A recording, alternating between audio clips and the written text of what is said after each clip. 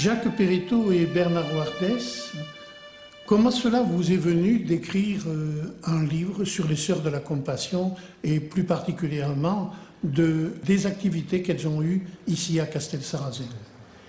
C'est pas une longue histoire, mais un concours de circonstances.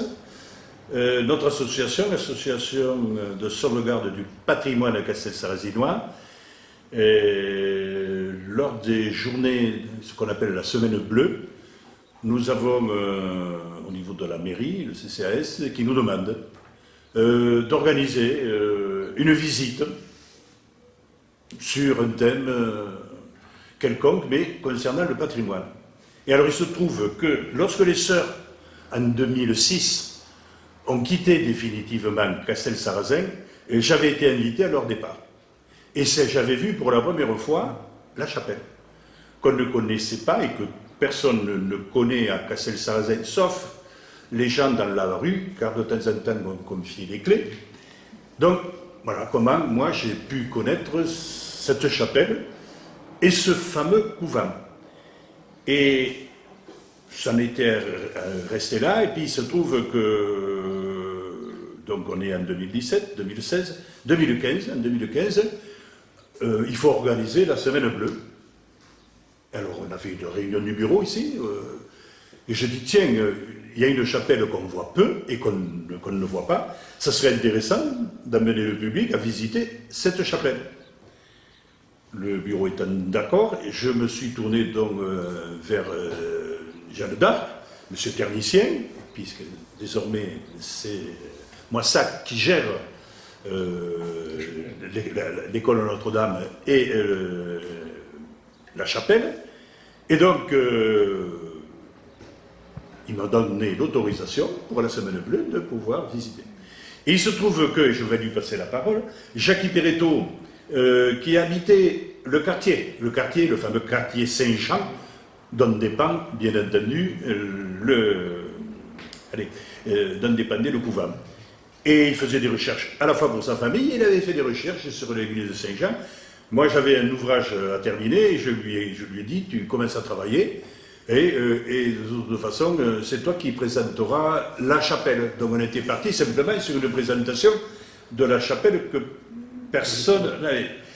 Et entre-temps, j'avais trouvé un texte du sous-préfet de l'époque, Chaudruc de Crasane, qui parlait que en 1844-45 allait être construit un couvent des Sœurs de la Compassion avec une façade de style gothique 15e. À ce jour, la façade gothique 15e, ça ne nous disait rien. Mais enfin, j'ai dit quand même, ce sous-préfet, qui fera plus tard partie, qui sera à l'origine du journal de l'archéologie française, il ne doit pas raconter des bêtises. Donc il s'est demandé où on pouvait trouver cette façade du 15e. Et donc, Jacques a commencé, M.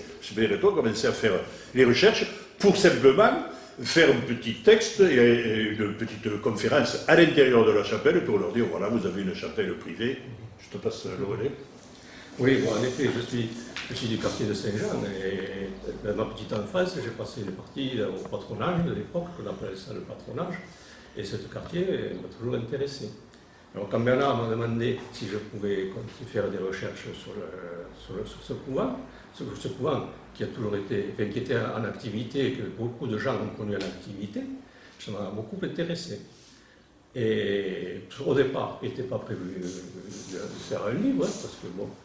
Et puis, de découverte en découverte, plus on avançait, on s'est rendu compte que ce couvent, c'était beaucoup plus important que ce qu'on pensait.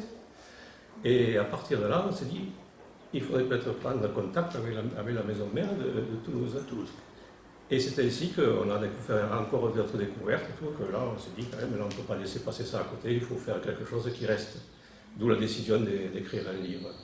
Bernard Wardès, pouvez-vous nous dire qu'est-ce que vous avez trouvé à ce propos? Donc, comme disait M. Perretto, on s'est mis en contact avec la maison mère, à rue de Ville, tout en faisant des recherches au niveau des archives municipales et des archives départementales. Mais là, la grosse découverte, c'est quand Sœur Bernadette nous a permis, avec l'archiviste qui s'est mis à notre disposition, de découvrir beaucoup de documents, et notamment les plans de cette fameuse façade gothique 15e qu'on a découvert avec émerveillement. Et donc on s'est dit là-dessus il faut piocher. On a donc fait des recherches, on a découvert donc tout cet ensemble qui était le couvent des Sœurs de la Compassion, sur 100 mètres au niveau de la rue, 100 mètres de façade, c'était important, hein, avec ce qu'on appelle le couvent qui reste aujourd'hui la chapelle, mais toute la partie qui devait être sublime en architecture, bon, on l'a redécouvert sur papier, sur archives. Et là, je connaissais un ami qui était architecte à la retraite, que je connaissais très bien, qui est un très grand ami. Je lui ai dit, écoute, il faut que je te mette dans le coup, parce que ça serait intéressant, par rapport au plan, que tu puisses reconstruire, et pour que le public puisse voir, de nous faire la partie, ce qu'on appelle conventuelle, car c'était vraiment la partie conventuelle, qui a été démolie en 1907, pour que les gens puissent comprendre ce que c'était que cette façade du XVe siècle gothique. Et quant à nous, bon, l'association du patrimoine, ça nous intéressait de pouvoir faire revivre ce couvent à l'origine, tel qu'il était prévu sur les plans et tel qu'il a été respecté au niveau de la construction. Donc voilà, là, ça a été pour nous une grosse découverte. Et petit à petit, après, les documents qu'on nous a fournis au niveau de la maison mère et des témoignages. Jacques Péritou, comment avez-vous abordé, vous, le problème? Mais il a fallu d'abord commencer par faire des recherches sur les archives, les archives municipales, parce que c'était le point de départ. Aux archives municipales, on a trouvé des choses très intéressantes, telles que les premières correspondances avec le chanoine Garrigou et le maire de Castel-Sarrazin, Carrère du Pin à l'époque, les premières difficultés qui ont apparu, la proposition de terrain, oui, l'abbaye des Capucins a été proposée. Bon, ça n'a pas marché parce que c'était mal situé. Il y a eu d'autres. Et à un moment donné, il y a eu la proposition d'échange du collège. Là aussi, bon, le collège, tout un tas de péripéties sont arrivées. Le gouvernement refusait parce que c'était un public. Puis après, bon, pour le passer dans l'asile religieux, ça faisait des problèmes. Et donc, tout un tas de péripéties qu'on a retrouvées dans les archives municipales. Alors de là, après, je suis allé aux archives départementales. Et aux archives départementales, j'ai trouvé la vente mise en enchère de l'abbaye, du couvent, en fait, du couvent. Et c'est à partir de là qu'on a trouvé tout le descriptif qu'il y avait à l'intérieur de la vente, plus le domaine qu'ils avaient acheté au Barthes. Et avec ce descriptif aussi, quand même, il y a quelque chose d'intéressant, puisque là aussi, il parlait de 16 fenêtres en ogive, ce que Chaudry de Crasans n'avait pas parlé plus tard. On se disait, bon, on va faire quelque chose à ce sujet. Et donc, à partir de là, nous nous sommes aperçus qu'il y avait une véritable partie conventuelle de ce couvent. En faisant les recherches, donc en retrouvant les plans et tout, c'est là qu'on s'est aperçu qu'il y avait plusieurs classes. Il y avait des classes même des classes de physique, des classes de musique. L'enseignement était général. C'était quelque chose d'assez important. Donc, grâce à ces fameux plans que l'on avait retrouvés, on a pu les comparer aux plans de la maison mère et refaire, comme avait l'architecte, M. Bravo, a pu remettre en état de l'époque. Pouvez-vous nous dire un petit peu quel impact ont eu les sœurs au niveau de l'enseignement? Alors au niveau de l'enseignement, ça avait été une demande des familles représentatives de la bourgeoisie et de Castel-Sarrazin, qui étant obligées d'envoyer soit à Montauban, soit à Toulouse leurs filles, ont apprécié l'ouverture du couvent des Sœurs de la Compassion et notamment le fameux pensionnat qui était un pensionnat à 2 niveaux, puisqu'au niveau de l'enseignement, il y avait ce qu'on pourrait dire aujourd'hui un brevet élémentaire, mais également il y avait un deuxième niveau qui était ce qu'on pourrait appeler aujourd'hui un brevet supérieur. Et la période la plus intéressante, ce sera celle qui va de 1860 à 1885, où on a pu avoir jusqu'à plus de 100 pensionnaires.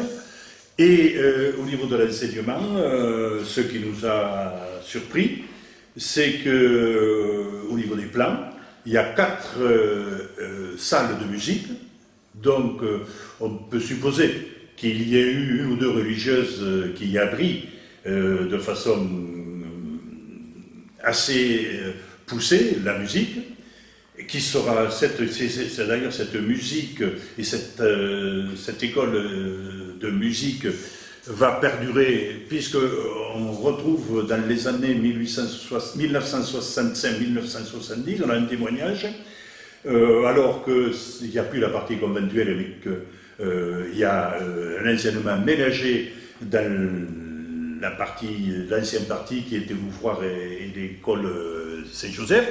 On a encore des familles de Castel-Sarrazin qui laissent l'école de musique qui a été fondée et qui préfèrent envoyer les enfants apprendre encore en 1960 et 70 la musique, puisque les sœurs sont toujours là et qu'il y a encore cette tradition au niveau de la musique. Au niveau des classes, il y a des classes également, on a des classes de physique, il y a les classes littéraires. On a pu se rendre compte qu'il existait au moins, en dehors du pensionnat proprement dit, 14 salles destinées à l'éducation. Dans l'éducation des jeunes filles, je peux préciser bien, des jeunes filles, a quand même eu une importance considérable jusqu'en 1905.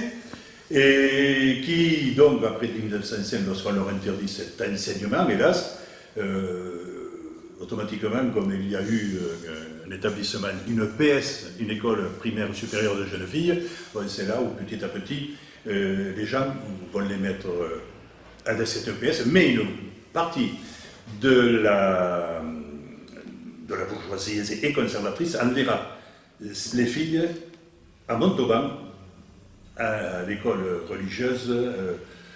Beaucoup de familles donc continueront à poursuivre pour leurs filles cet enseignement religieux à Montauban, à l'institut familial. S'il est vrai que donc les religieuses ont accepté d'éduquer des gens qui étaient un peu plus fortunés, portait-elle cependant le souci des plus petits et des pauvres? Absolument, on reste dans la tradition de Garrigou,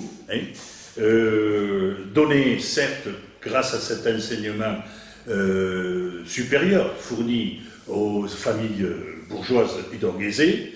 Il y avait la contrepartie de se dire, compte tenu des revenus obtenus, on accepte d'ouvrir, et notamment à Castel-Sarrazin, dans la partie non conventuelle, on verra s'ouvrir ce qu'on appellera l'école Saint-Joseph, qui est d'ailleurs, il y a un contrat signé avec la municipalité dans lequel la communauté s'engage donc à instruire les enfants, style donc niveau primaire, des familles, et c'est bien précisé, nécessiteuses. Et à côté d'ailleurs, pour les jeunes filles qui ne pouvaient prétendre, donc dont les parents ne pouvaient payer le pensionnat, va s'ouvrir ce qu'on appelle un ouvroir, où donc là, dans la tradition là aussi du chanoine Garrigou, on va dans cet ouvroir leur apprendre à broder, leur apprendre à être une future mère de famille, leur apprendre certaines pratiques où donc on tient à l'éducation, aux bonnes manières. Et là aussi, on s'est rendu compte que jusqu'en 1904, à Louvroir, il y avait quand même une quarantaine de filles qui étaient à Louvroir. Donc quand on fait le compte entre le pensionnat, l'éducation classique de famille aisée, quand on a également donc une classe d'environ une trentaine d'élèves de familles de TCTS plus Louvroir, il est certain que dans ce quartier Saint-Jean, puisque Et le quartier Saint-Jean, c'est important, car le quartier Saint-Jean, c'est un ancien faubourg extérieur de la ville de Cassel, hors fortification, et beaucoup de sœurs vont s'occuper d'éduquer pas mal de familles, d'ailleurs, de l'usine, et notamment de familles étrangères et espagnoles. Donc, on est ce couvent, cette tradition, j'allais dire, milieu populaire, une partie des sœurs continueront, et ça perdurera après 1905 et après la Première Guerre mondiale, dont les sœurs vont revenir, et là c'est une autre histoire. Donc après cette période dramatique qui est la loi de 1905, la séparation de l'Église et de l'État, donc le couvent petit à petit va se retrouver en abandon, puis les sœurs vont revenir tout doucement. Celles qui avaient déjà continué, et l'abbé Bardou, l'abbé Bardou va racheter cette partie et la partie conventuelle qui avait été rasée, le terrain qui a été rasé. Dessus, il va construire un préau qui va devenir le patronage du quartier. Donc, arrive 1940, là on retrouve l'abbé Bessa qui est arrivé en 1930, qui crée les colonies de vacances, les colonies de Casal Sagra. Tous les jeunes du quartier vont se promener avec lui, il organise des sorties au Chapibrac, à Lourdes. Et donc tous les enfants du quartier sont très proches de lui et de ce patronage. En même temps, les sœurs créent des cours de broderie, de couture. Il y a des cuisines pour le centre ménager. Beaucoup de personnes, de jeunes filles vont le fréquenter. Et c'est à partir de là que ça va continuer à prospérer. Des cours de théâtre vont continuer. Et tous les ans, ce couvent va organiser une journée de fête, de festivités, où on va se retrouver, tout le monde va se retrouver, les familles, les enfants, les sœurs, et lors de ces grandes journées. Il ne faut pas oublier également que les sœurs peuvent prodiguer des soins. S'il y avait une sœur infirmière, et qui d'après des témoignages, appelée sœur piqueuse, parce qu'elle faisait des piqûres, c'est elle qui faisait des piqûres. Une sœur infirmière qui allait à domicile, qui rendait beaucoup de services.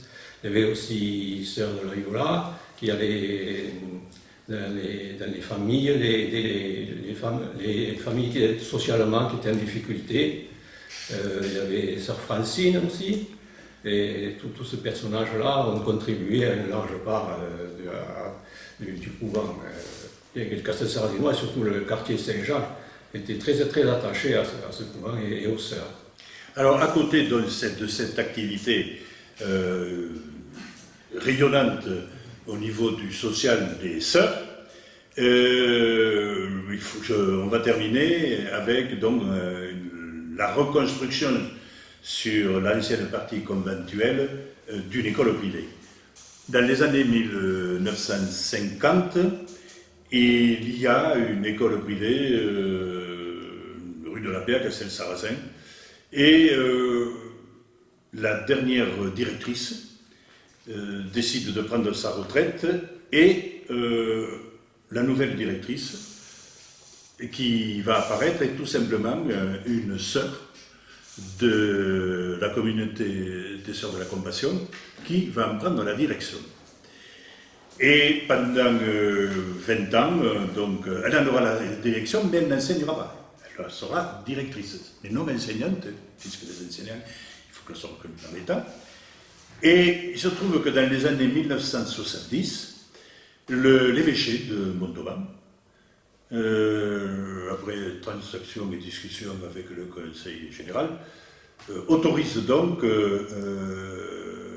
la création sur l'ancienne partie conventuelle de la construction d'une école privée, et qui va être nommée directrice la sœur de l'établissement religieux qui était rue de la Paix.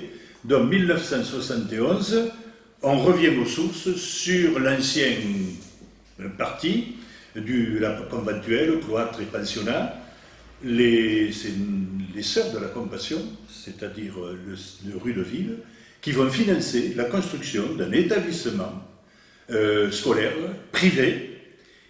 Et cet établissement privé va, jusqu'au départ des Sœurs en 2006 de Castel-Sarrazin, va compter quand même jusqu'à près de 150 élèves au sein de cet établissement. Il se trouve que donc tous les travaux qui se feront automatiquement grâce à l'aide financière de la maison mère de Toulouse. Et se rendant compte des difficultés de gestion faites par le conseil d'administration, bien qu'il y ait un conseil de surveillance où ces deux sœurs rattachées à Toulouse qui gèrent, on se rend compte que ça manque, j'allais dire, de sérieux.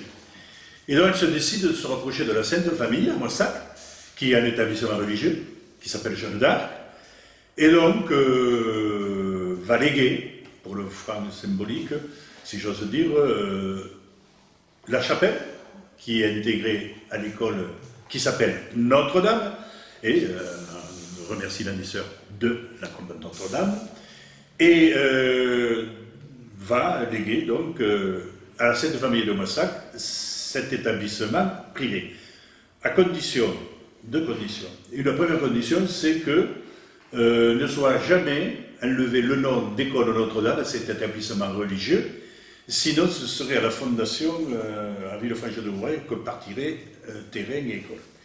Et la deuxième solution, la deuxième désir, c'est de conserver cette chapelle.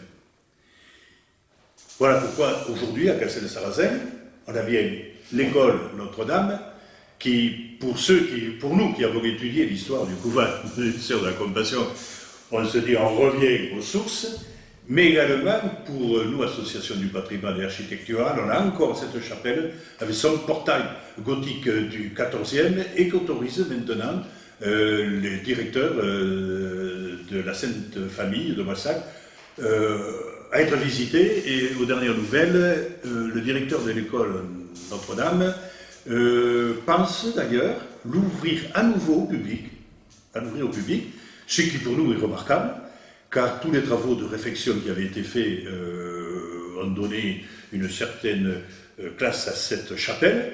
Et lorsque nous avons fait pour le bicentenaire des Sœurs de la Compassion, cette exposition à laquelle est venue assister Sœur Bernadette et plus 3 autres sœurs de la communauté, on a demandé à ce qu'une partie il restait une partie du fond de l'entrée qui n'avait pas fini de restaurer. Donc, on avait demandé au propriétaire, puisque c'est quand même la Sainte Famille qui était propriétaire, de conserver une partie des peintures d'origine, ce qui a été fait. Et donc, lorsque les gens maintenant peuvent visiter cette chapelle, ils peuvent voir telle qu'elle est à l'heure actuelle, où on a remis tel que c'était par rapport aux origines, certaines statues qui avaient échappé au saccage des lois de 1905, puisque c'était les grandes familles aisées qui les avaient pris dans les jardins, donc on ne les a pas trouvés. Des aménagements. Par contre, le gros problème, c'est que les vitraux, Monsieur Perretto vous a parlé donc du fameux catéchisme, et avec les sacs, les garnements étaient plus virulents que le catéchisme fait par les sœurs, c'était plus calme, et donc ils s'amusaient avec des frondes dans la cour à détruire les vitraux d'origine.